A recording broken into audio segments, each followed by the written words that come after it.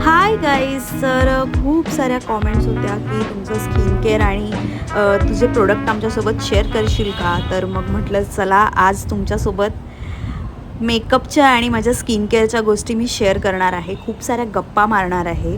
So हे पूर्ण video हा असाच असणार आहे. आणि हा माझा आजचा आउटफिट आहे, ब्लॅक टी शर्ट आणि ट्राउझर. सो चला तर मग सुरुवात करूया व्हिडिओला. सो हाय. मगाशी जे शूट केलं त्यासाठी माईक नव्हता, माईक नाही सापडला.